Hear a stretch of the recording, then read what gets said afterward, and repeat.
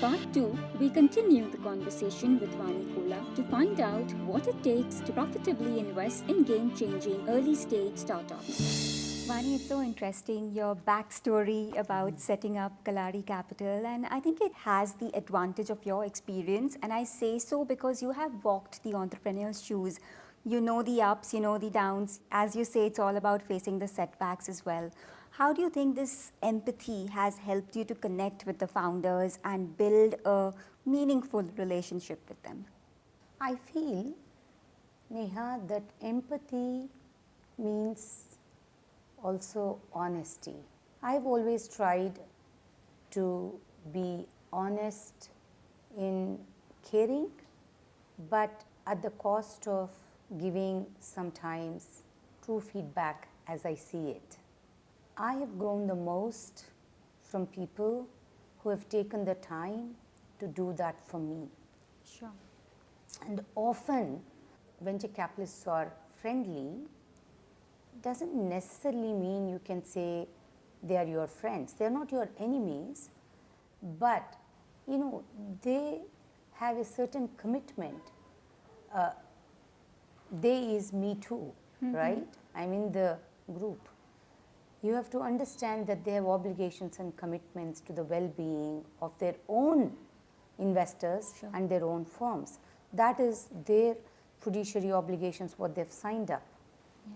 But we are in this interesting emotional equation where you hope and expect that when the chips fall, they step up for you. Of course, they step up for you if they have confidence that the setback can be overcome and value creation has a reasonably high probability in their interest, right? They can't, put money knowingly to lose it. Sure. It's a very simple fact, but in the emotions this gets lost. Likewise, feedback. You have to be careful with feedback. Oh, I would do it this way. That's not our job. How do you help, if you can, help people avoid catastrophic mistakes? We learn through mistakes, so mistakes are inevitable. Yes. But certain times, certain mistakes are irreversible. I think authenticity of feedback in a way that because you genuinely care, I think is the most important thing you can offer. And I've tried to live by that. 8 out of 10 times, this is welcome. 2 out of 10 times, somebody doesn't want it. To me, empathy is about trying your best to provide mentoring, feedback, resources to avoid the most catastrophic consequences. But that's a two-way street. And you can only provide advice and input to the degree that someone allows you to. That's all you can do. Yeah. I have benefited from some great mentors who have watched out for me, right? And that's what I see as my role to pay it forward. It's interesting you say that, and absolutely, empathy cannot be construed as taking advantage or taking for granted for either of the parties. The relationship ideally should be based on transparency. Increasingly, we are seeing conflicts between investors and founders over a variety of reasons. One is misgovernance, where you have whistleblowers come out with allegations which haven't been noticed by investors on board. What really is the end game of this? What's the best way to handle these situations? The best way is to be preventative. What is governance at the end of the day? We cannot work without trust in a system. I think the opportunity is so large for all of us to create such significant value.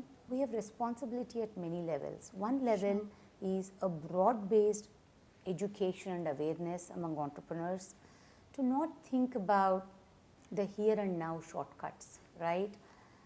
Oh, what will happen to my valuation if the revenue growth is not X and X and X? right? Those are the setbacks that you have to handle. You know, the more you get into this tunnel vision and myopic about my growth, my valuation, sometimes you can lose purpose and you can lose perspective. I think we need broader sense of awareness about this and discussion about it. The responsibility of that is on, successful entrepreneurs, on, people who have built large companies in India Inc. and, have created governance at scale, right? And it's also on the boards on each of these companies. It's on the investor community, us. If you want Startup India and the thriving Indian startup ecosystem to go global, then trust and governance become very important. Whenever I see these instances of potential gone awry, it makes me really deeply sad, right? And it's usually starts with very minor, Yes. compromises you make, but they compound. They're not actually thinking in terms of fraud, right? Though it causes a lot of pain, personal pain, but it also causes a lot of pain in the ecosystem. Absolutely. But it doesn't start with maybe there are rare cases where it does, but it doesn't start with a intent to commit fraud. So I think we have to really have more discussion on this and more awareness on this. But I also think it's important to create that as a collective responsibility by boards and ecosystem. I think sometimes I've heard this, if I'm too strict on the board, maybe founders don't want my money or something like that, right? But to me, that has not made any sense, right? We have a job to do. I think that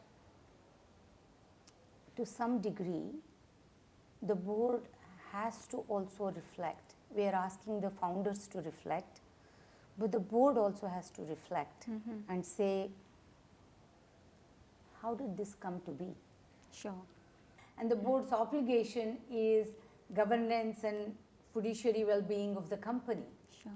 But it's easy to get caught up in the euphoria, Absolutely. okay, of the go, go, go, and, forget that this is really the safety net.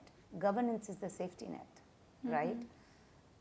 And you just set the tone from the beginning that, look, I'm sorry, but we don't make compromises on this.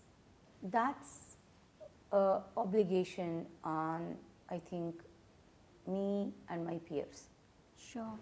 Vani, there was something very interesting that you mentioned. It was about founders now having the choice of bringing investors on board. Everyone has a choice, but if we go back 10 years, investors wanted money. And now it's almost as if there's so much money feeding the ecosystem. It's more about, those few good startups being chased by a lot of money, a lot of venture capital firms. Do you think somewhere there's a feeling of FOMO that investors have, that they might just miss out on investing on many good startups or good opportunities if they don't bend backwards to, get those deals at whatever valuation? Bending backwards, so to speak, is just not a choice. And this notion that there are only few good deals, time and again, you see in our business, there is a company that was struggling. Nobody really, saw value in it. The few that saw value benefited because something happened where massive value was created. So a good deal is a good deal only after you make money on it. Today everything looks like a good deal. And I've been married for 36 years, and a good marriage is after you have gone through all the ups and downs, not your first year honeymoon, okay? So everything looks great, right?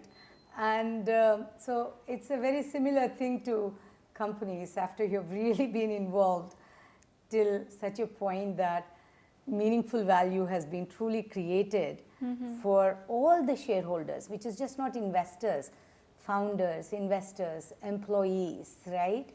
And your customers and your suppliers. They're all stakeholders in your interest, and until you have created value for all of them in a fair and equitable way, you can't actually keep growing, right? Any shortcut on any one of these sometimes could give you, give one party some leverage, but it will never give you long-term leverage. It can give you short-term leverage, okay? So these principles don't change, So today, the FOMO of making an investment has no actual bearing to whether or not a lot of money is going to be made or not. I personally don't believe in FOMO investing. Agreed. Okay? I think there are plenty of good people that can put capital to good use and create value, right? That's not to say there are founders that have a certain momentum that they create, and not every founder can create that momentum, right? That's a given fact. Sure. But there is a right value for every company, and today, right, based on opportunity and risk. Always in life have to know how to walk away from a good thing. If I don't believe I can make money on a deal, how much ever, the deal is interesting and the founder is interesting, it's wrong to put money. But what's happening in the industry then, Vani? I mean, this is so obvious, it seems to be a no-brainer. But the kind of valuations we are seeing for startups, it's insane. I mean, there's no way to justify Well, different people, like I said, come at value equation differently. In the end, you stand by what you have proven. In fact, value, after that's listing, many of these startups are now struggling to keep up with the growth momentum, and that puts a question mark. What is your view on that, Vani? There's always a balance of potential because you're investing into a future. Future is equal to potential. But in euphoric times, we don't factor the risks of the potential. Potential under a certain scenario one is probably possible, right? But you have to look at that potential from multiple scenarios and probability of those scenarios, right? Sure. And this is not just India, by the way, right? I mean, globally, it's a Globally, phenomenon. you look at companies and they had certain growth during COVID period, right? Let's say fitness equipment or whatever, right? And you assumed that even if it was a great product like Peloton, that was unlimited potential. You multiply that and say, oh, that many people don't exist who can afford a $10,000, Exactly. home equipment, right? And maybe all of them bought it in COVID, and that's the problem.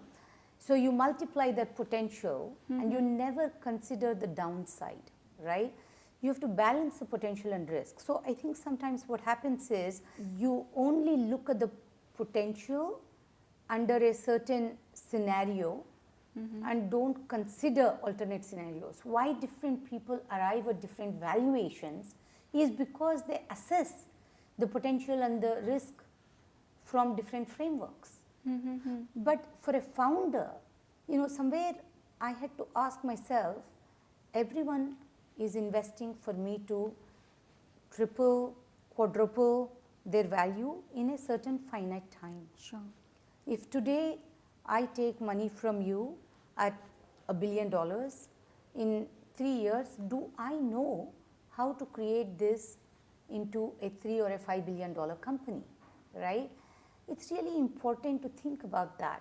The reason is because sugar today but it's poison tomorrow, because you know, if you can't create that value, you have a huge monkey on your back, right? Sure. And you know, the pain on it is immense, on personally and overall, right? So at every step, it's important to make sure you know how to deliver to the expectations. What happens is sometimes we look at the here and now value and we look at it as a validation.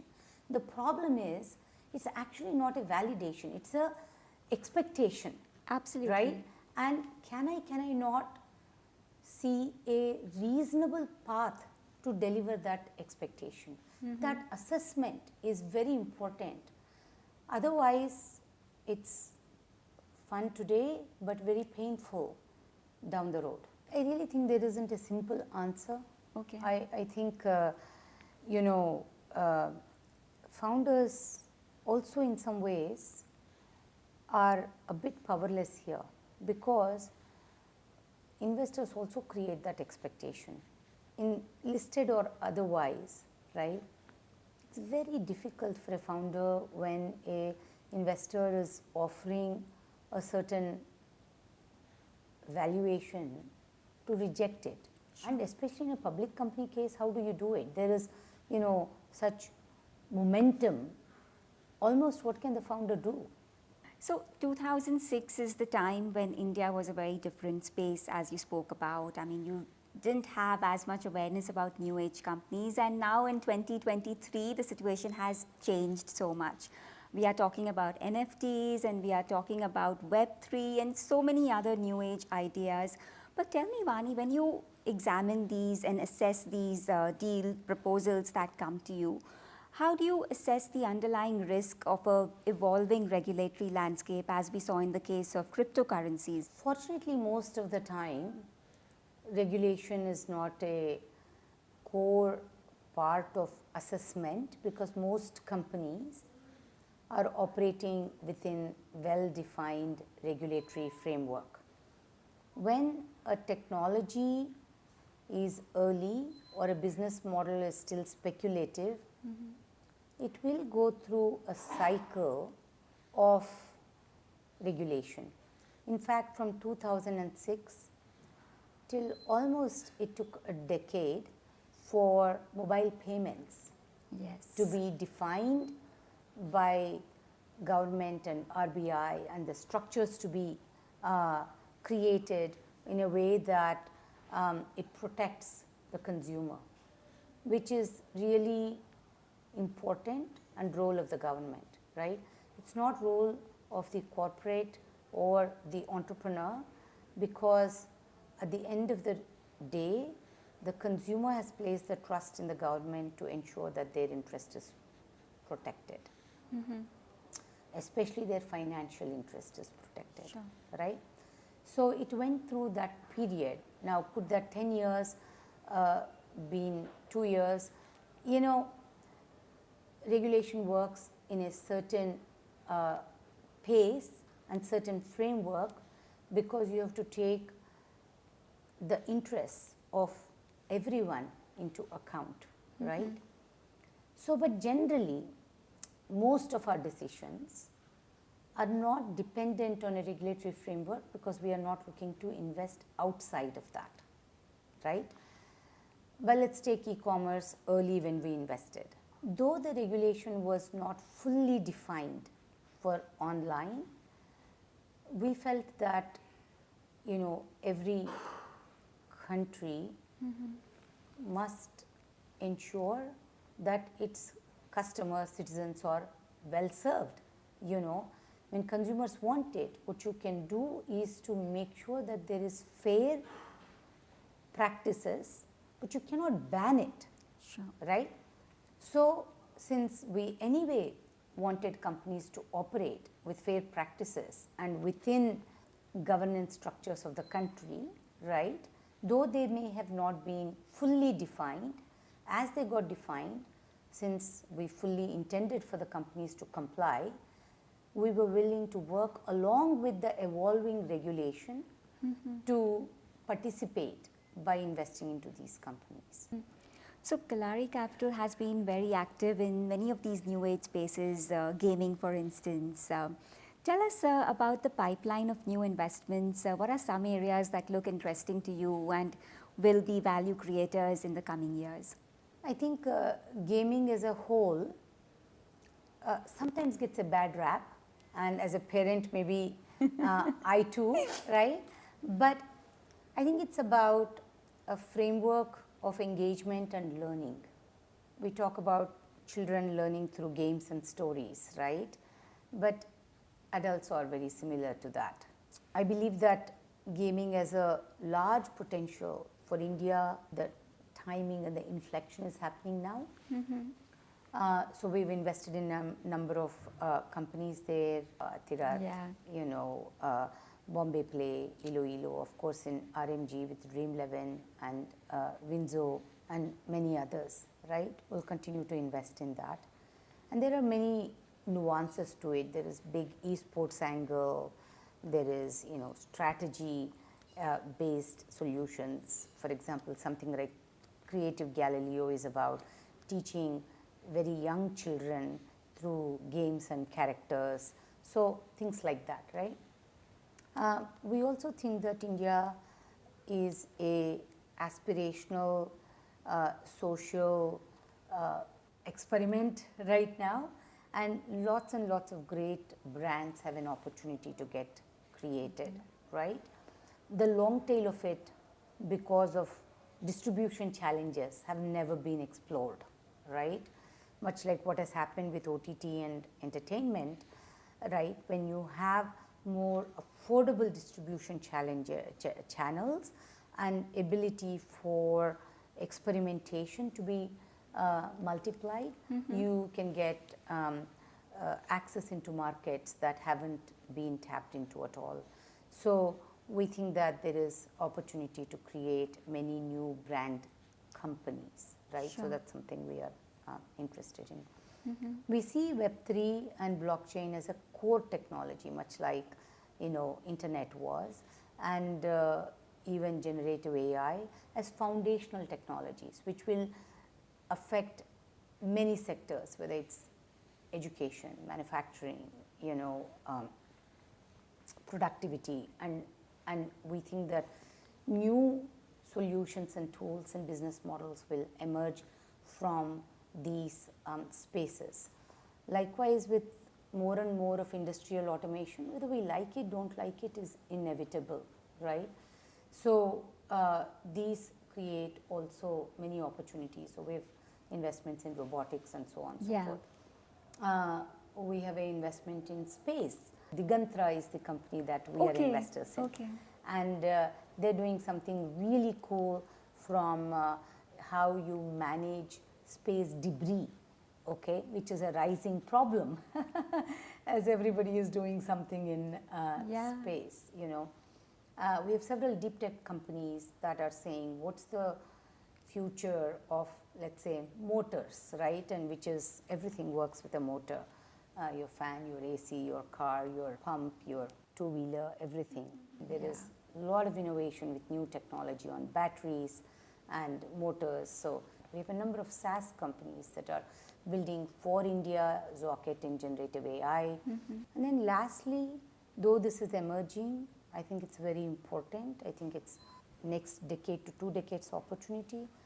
But what are sustainable climate solutions? Absolutely. Right?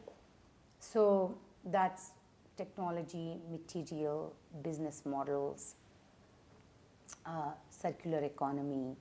And this is also a very important theme for us, right? We are actively looking to invest into that. And creator economy is another thing that's very big for us.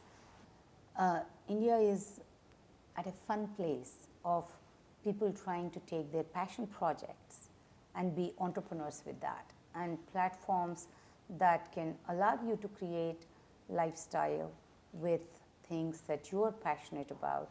I think it's unprecedented. There has never been better times for it. So overall, if I look at the next decade, barring whatever setbacks we have going on right now, It's really, really an exciting time to be a founder, to be an entrepreneur, to be an investor. And as a consumer, it's exciting time too, because I think there is choice, there is affordability, there is accessibility. How much dry powder do you have as of now for new investments? So we have always been a plus or minus 200 million fund. Okay. And when we exhaust that, then we raise another fund. So we raised a 200 million fund about 18 months back, and we have invested about 100 million of that, and we have another 100 million to invest. So that's another 18 months or so for us. And so we usually raise a new fund every 3 to 4 years. Okay, Vani, so I'll wrap the conversation with a rapid fire round. Ooh. Only 5 questions, easy questions. Okay. A startup founder you really admire. Harsh Jain, Mukesh Bansal. A startup company that you are very positive about. It's in the pipeline. I can't say something that we haven't yet invested in. One startup that you wish you invested in, but you let it pass. There are so many. The hindsight fund. Yeah, the blacklist, as they say, right? Truly, there are so many, and the best answer I would give you is there are so many great founders that we are friends with, that we didn't get to invest in, that we have learned a ton from them, whether that is Bhavesh at Ola, Vidit at Misho.